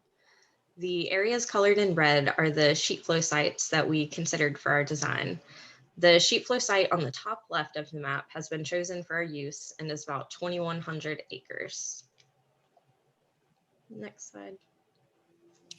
After comparing 3 different alternatives for sheet flow sites and discharge to surface water bodies with feasibility and decision analyses, along with advisor and stakeholder feedback, we chose our final design of routing water to the sheet flow site northwest of the Mattamuskeet Association, as shown in the map to the right. In this, we will utilize a water control structure, specifically a weir, to control outflow from the lake to the Jarvis Canal with the path of water shown in blue with arrows. This water will be pumped to our wetland sheet flow site where it will be treated before discharge to the intercoastal waterway. Next slide, please. We've developed a model to assess our design's ability to reroute and treat both daily and hurricane level inflows of water. And ultimately, the model functions to display how the design is able to decrease the lake stage or the height of water in the lake. This model has been built considering long-term conditions and again can accommodate for the occurrence of hurricanes. The model has helped us to determine ideal dimensions for the water control weir, if improvements like dredging to the canals are needed, and the ability of the sheet flow wetland area to handle and treat the high quantities of water being pumped through it. Next slide, please. And here we have provided a sketch of our inflow weir to help visualize its role in our design. This weir will be located at the entrance of Jarvis Canal and will be able to handle all of the inflow coming from the lake to the Mattamuskeet Association property. This will be done by having an adjustable gate that will allow us to dictate the flow rate of the water coming in. Next slide. On this slide, we showcase the side profile of this sketch to show how this all works. As we said before, it'll have an adjustable gate that is depicted here as P. And as we change that level, we can show how much water spills over into the rest of the canal. Next slide. And so after designing the weir, we can then simulate how our design can impact the water levels in the lake. This graph showcases water levels based on historical data highlighted in blue, compared to our predicted water level from our implemented design highlighted in orange. First, we take a look at the historical data. We see that we have dates ranging from October 1st, 2015, all the way to December 12th, 2017. And here we note that flooding had occurred during 66 days over this period of time.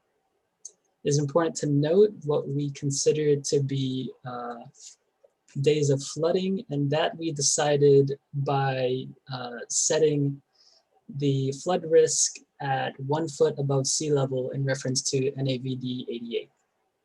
Also important to note that this is different from the gauge height as previously mentioned in different presentations. Just for your reference, gauge height is 2 feet above the sea level in reference to NAVD 88. So for this 1 foot that we have set in gauge height, it would be 3 feet. And then we also take a look at our implemented design, and we see that it only has 40 days of flooding occurring over this period of time, reducing flooding by 25% from 66 days to 40. Next slide. And then here we take a closer look at a section of this model during one of the peaks of Hurricane Matthew. In the original historical data, we see that flooding occurred on the 7th of October, reaching normal levels on the 11th over a duration of 35 days. In our implemented design, the flooding does not start until a day later on the 8th of October and drops to normal levels on the 25th for an overall duration of 17 days, reducing that original duration by 18 days or about 2 weeks. And I also just want to add that over this period of time, we notice the overall decrease in water level as well. Next slide. Our design has two 48-inch pumps set up with two backup pumps. These pumps will be installed in a structure at the intersection where the inflow canal meets the wetlands. Water will be pumped in from the inflow canal and will gravity flow across the land towards a row of 5 outflow water control structures located at the edge of the intracoastal waterway. These outflow structures will consist of flashboard risers, which are rectangular structures containing a large circular opening to allow for water to pass through. There will be a berm along the perimeter of the wetlands area that will further help to remediate the flooding issues in the area and will specifically contribute to sediment and erosion control. Next slide, please. The following figure shows where our outflow water control structures will be located. These 5 structures will be evenly spaced out along the edge of our constructed wetlands area. Next slide, please. We have modeled the inflow of water from the canal to the wetlands and out to the intracoastal waterway. And with additional parameters considered, the following volume of water across the wetlands results. Starting with the top graph, the blue line is the inflow of water from our wetland to our wetlands, and the orange line is the outflow of water from our wetlands to the intracoastal. As you can see, the outflow closely follows the inflow over the entire period. Water will remain in the wetlands for an average of 15.5 days before discharging into the intracoastal. The large peak in October of 2016 models when Hurricane Matthew hit. This large volume of water is quickly dealt with, however, as shown by the quick drop shortly thereafter. The bottom graph shows rainfall during the same time period. This data is important in showing why there is outflow from our design when there's no inflow from the canals or weir. Next slide, please. The water in the wetlands area will experience changes in water quality as it passes through the area. With trees and plants already present in this area, the nutrient concentration of the incoming water will be reduced close to natural levels prior to discharge into the intracoastal waterway. This is important as these nutrient levels cannot be greatly increased, else our design would not be as effective. Next slide, please. These are some cost estimates that we've projected for our design. We estimate that the diesel fuel pump will cost about 1.6 million total, including construction and parts, with around 280,000 annually going towards maintenance as well as fuel consumption.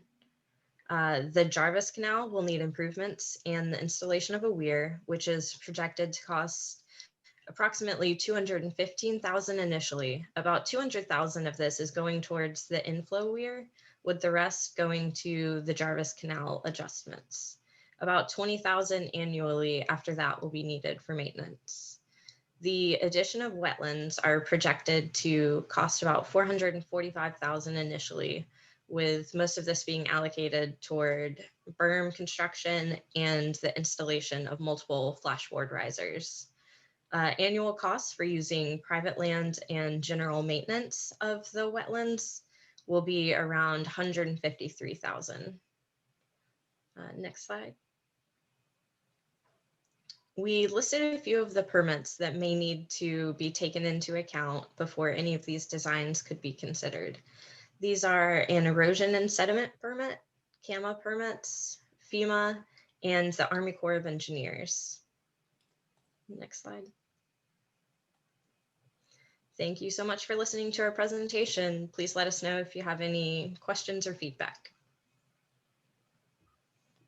Thank you very much for the excellent design and modeling work, as well as the development of cost estimates for this project. We'll take questions at the end. Up next, we'll hear from the third student design team.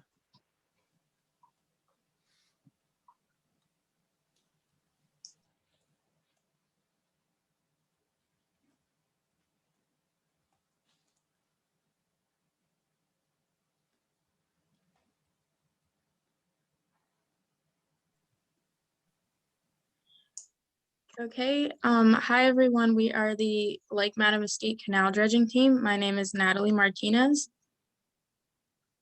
I'm Branson Rogers. I'm a mechanical and environmental engineering student. I'm Brianna Hamilton. I'm an environmental engineering student. I'm Joseph Haas, and I'm a mechanical engineering student.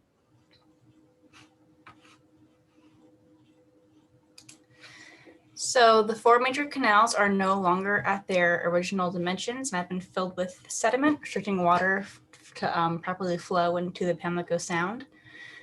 Storm events cause an influx of rain and runoff into the lake, raising the water level for extended periods of time. This leads to flooding in the surrounding area. Flooding causes damage to the surrounding land, homes, businesses, and crops. And our goal for this project is to reduce the flooding by redesigning the canal drainage system.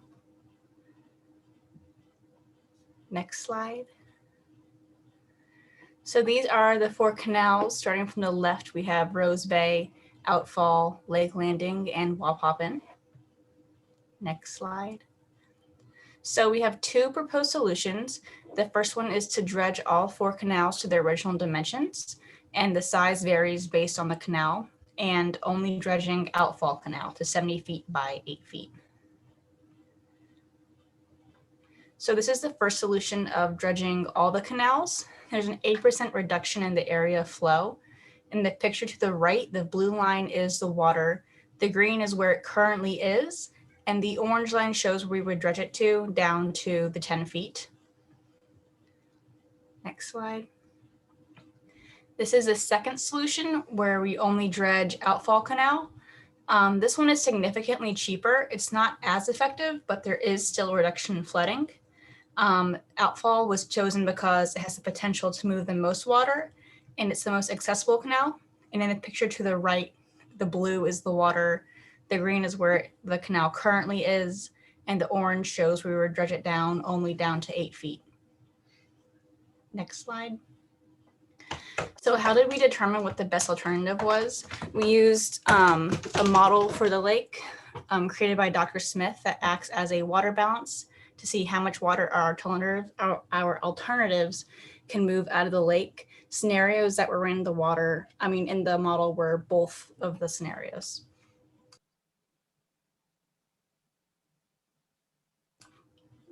Next slide.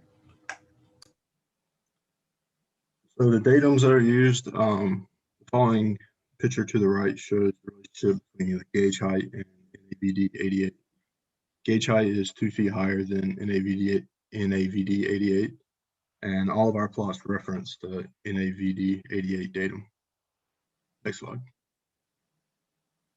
So this plot right here shows the current conditions of the canals, and it just shows that our model matches pretty closely with the historical data.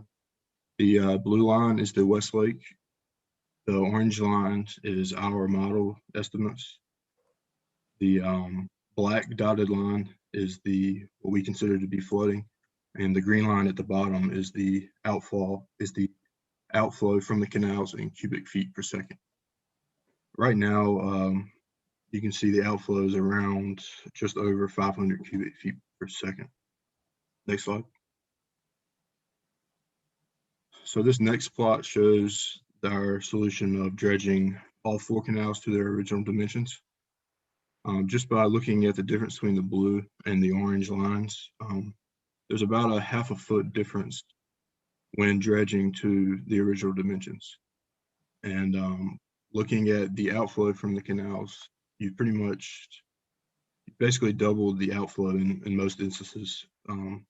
At the original, there's around 500 or more. And now you're over 1,000 in a lot of the places. Next slide. The next plot was specifically looking at Hurricane Matthew. And as you can see by those arrows on the left, the pre-hurricane water levels is about 5 foot lower with our solution of dredging them all to the original dimensions. And the amount of time that the flooding goes away is a little more than 2 weeks. Next slide. Okay, this is our proposed solution of only dredging outfall to 70 feet by 8 feet. Again, the orange line represents our modeled lake level, and then the blue dotted line represents the actual lake level. As you can see, there is a drop in the water level with our proposed solution, and there's also an increase in the outflow, which again is represented by the green lines. Next slide. So this is Hurricane Matthew, a close-up of it with our solution of only dredging outfall. Again, as you can see, the orange line is our modeled lake level, and you can see that before Hurricane Matthew occurred, our water level was about a ½ a foot lower with our proposed solution. Also, you can see that the peak of our modeled lake level did not quite reach the peak that it actually reached during Hurricane Matthew. And again, it dropped a lot sooner. Around October 27th, it got to 1 foot against when it actually got to 1 foot, which was November 10th. Next slide. So scenarios with pumps were being considered. However, the canals would still have to be dredged to handle that amount of flow. The main use of the pumps would be to bring the major flooding spikes down from major storms like Hurricane Matthew, but we found that pumps may be infeasible due to long-term maintenance and cost. And we also found that permitting could be difficult due to water quality concerns. Next slide, please. So the permits we've found that might be required for this project would be a CAMA major permit. And then some other permits are a dredge and fill, water quality certification, a section 10 of the Rivers and Harbors Act, and then a section 404 of the Clean Water Act.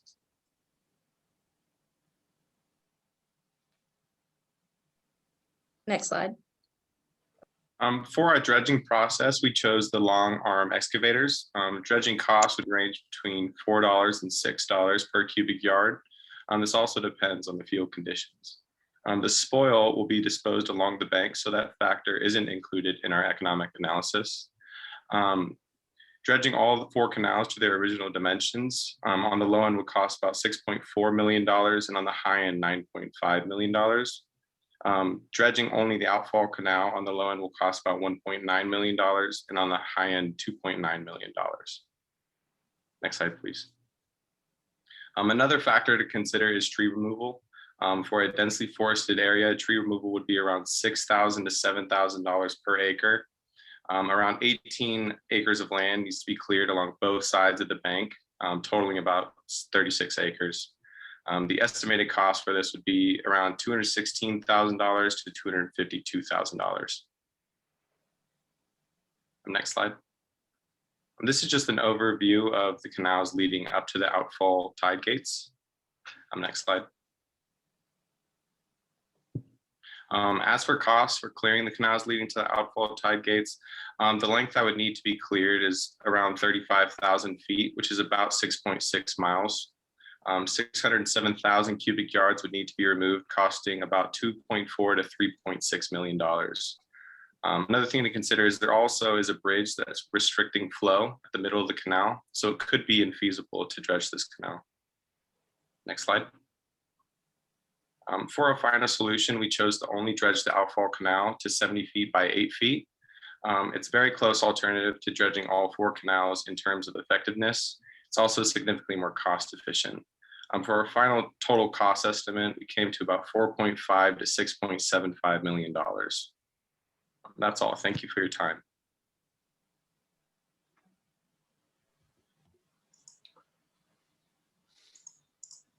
Thank you very much for the thorough analysis going into thinking about the benefit of dredging the outlet canals. Appreciate the presentations from all the ECU students. You did a great job this semester. Good luck with wrapping up your studies and good luck in your future career pursuits. Right now on the agenda, we have time, 10 minutes or so. If there are any questions that came up to each of the student teams or any other additional questions from our earlier presentations. You have the option to use the raise hand feature if you'd like to be called on, or you can enter your questions into the Q&A chat function.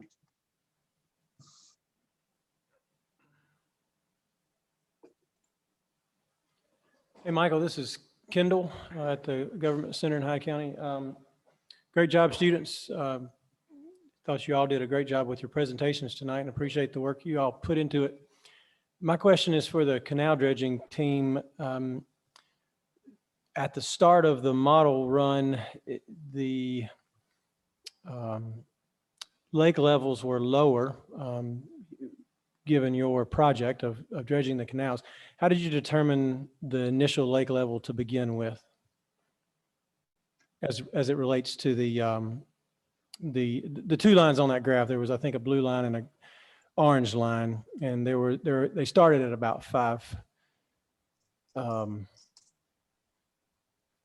I forget exact figures, but they started lower, and then you pointed out that they were lower prior. There we go. Yeah, they started at half a foot lower. How are those initial water levels determined? And I think it was the other slide you were on, Michael, that I was referring to. Nope. Yeah, that one.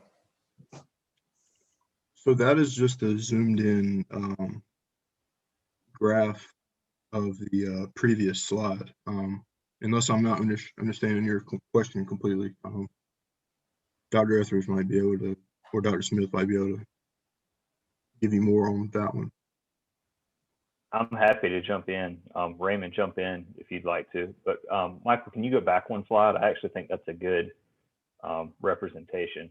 So this simulation was started in May of 2015, and that simulation runs until May of 2020. So that half a foot below is just where the water level is after that first few months of simulation.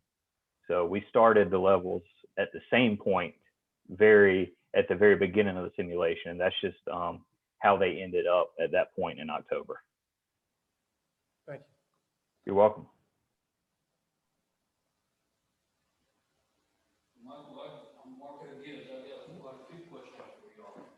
Mr. Mark, you're gonna have to speak here. Okay, Michael, this is Marco Gibbs. I just got some questions for y'all, but I got some statements first. With Mattamuskeet Lake and the National Wildlife Refuge, it's not, so to speak, a National Wildlife Refuge. That refuge was set up as a National Migratory Waterfowl Refuge. That's its main priority. Everything else is way down the totem pole, which everybody agrees that, you know, it should be for other wildlife also, because it all goes together. But the main thing everybody's got to remember is that Mattamuskeet Lake is a National Waterfowl Refuge. That's the way it was set up. It's got to be kept that way. The other thing is, with this water thing, I think a lot of the history has been lost. People don't even interested in history anymore. But when the English came here in 1584, the lake was approximately 13 foot deep. And to go with that, you constantly see people describing it as a swamp, as a moving bog, a wetland area, shallow lake. It didn't become shallow until they dug the first ditch at Lake Landing. So with those things, people, you know, don't, without knowing the whole history, cannot comprehend what the lake is. And I see that hasn't been many people, you know, involved that's lived here all their life that could tell you these things. With these canals, just like we do canals, y'all talking about digging the canals. All right, sea level's already risen over a foot, probably even as much as 18 inches.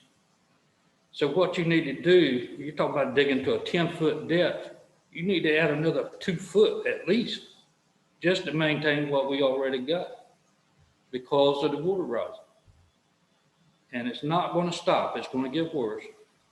I know y'all keeping up with the ghost forest stuff. If you're not, you need to. That is one of the main things that soak up a lot of our water is trees. And all across all the marshes, from the neglect of keeping canals cleaned out, not only public but private, we've had an intrusion of salt water in a major way with this water rising. And it's going to get worse because your trees are destroyed. They're dying like you cannot believe. So it's just everything is going to be multiplied, and it's a lack of maintenance. It's a lack of not cleaning these canals out when it should have been. I see y'all use 1987 as kind of a marker with the lake. But Lake Landing Canal was cleaned out in 1968. Approximately 20 years at your marker date that those canals have been cleaned. So they're half of their lifespan of being cleaned again already. That's when your problem started, when the canals started getting messed up. I've told you all of this in meetings before. Nobody seems to want to believe it. But now all of the canals are past time of being cleaned out. So now you've got a major problem. And the only thing that's going to clean this lake up is cleaning these canals out. But now you've got even more problems in these 4 canals. You're already talking about not even doing what is supposed to be done. You're making a bad mistake there to start with. In fact, you're probably breaking the law. But the thing is, every little ditch when that goes to this lake out here, across all the private properties and some public properties, some of the ditches that go to the lake, and once they get in the lake, you can't even tell they're a ditch anymore. They're that filled in. And there's something else that's happened here this year with these wet years. We've had an explosion of the beaver population. And all down the lake from up on this end, all the way back to the other end, almost to Fairfield, is beaver are damming up the ditches that are there, even the ones that are already stopped up. And I saw this year in trapping here near New Holland, that 3 properties in a row, 4 properties actually, had beaver problems. And their main problem was the ditches going to the lake were all dammed up by the beaver. Cleared out the dams, water dropped at least 2 inches or more through the swamp just from doing that. Not only from, all the rain that we've had and things like that. So a lot of this flooding you're seeing around the lake, it's got to go somewhere, but it's not going anywhere unless the ditches are cleaned out. And I know a lot of people that live around this lake, their property drains to the lake. A lot of this property, these ditches and stuff are stopped up on private property. So it's just a lot of things that's happened that hasn't been done in a timely manner that would have solved all these problems. None of us would even be here, I don't believe, if the lake and canals have been cleaned out when they were supposed to be. But now it's too late, and now you got to play catch up. And I don't know if y'all even figured in the cost of it. By the time y'all can get started and do this stuff, talking millions of dollars, and these costs is going up every day. If they'd been done when they were supposed to be, the cost would have been a whole lot cheaper. But that's my take onto it. I don't know, a lot of people know the history of this area, but I didn't see anybody take into consideration the land settlement. When you get that much water sitting on the land, year after year, the land settles. It's nothing more than from the weight of the water, if nothing else. So we got a double problem. We got sea level rising and we got land settling. And the trees dying on a mass scale, which would have absorbed quite a bit of our water. So I know things, you can't go back and change things, but somebody's got to step up and start doing the right things. And I would say start with these canals, and most of your problem right to start with. Thank you.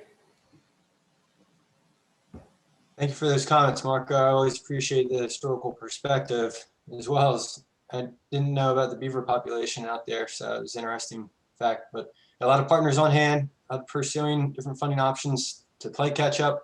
And hopefully maintenance in the future will be a lot more economically attainable. Well, another thing is too, I didn't mention, we've had 2 severe droughts, one in 1987, 88, 89, again, 2006 through 2013. And you're not going to see any droughts anytime soon. Just more wet years. And so, we got a lot to look at. And this is a cycle. This cycle happened 400 years ago. It's called the Lost Colony Drought and the Jamestown Drought. It started both times at the beginning of both of those. And it happened again 400 years exactly. So these things is, cycles. So wet years to dry years. And we just, got to take in all that stuff into consideration also.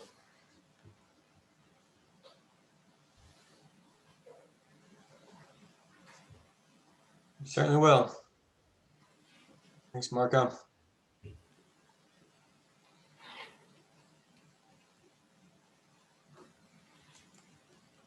I'm not seeing any other questions or comments that have come in. I would like to mention one other thing.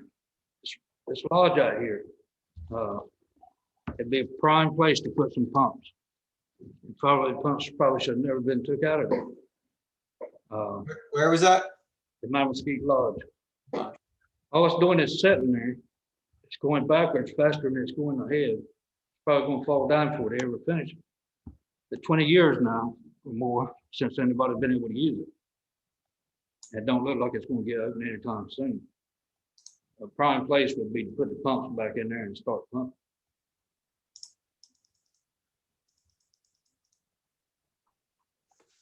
I know people don't like to hear that, but that's one solution.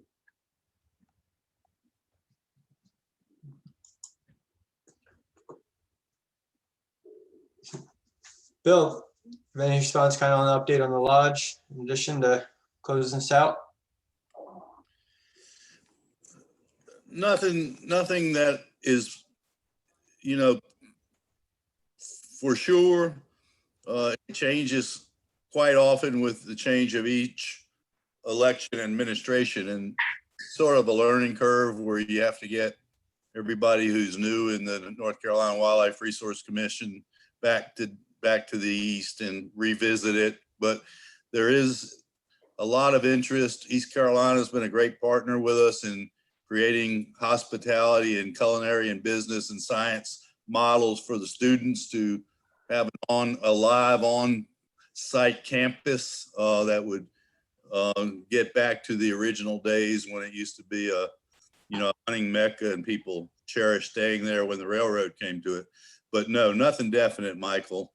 We're always working on it, and we do have a goal and a dream to bring it back. We'll keep trying to assist in any efforts possible. Thank you.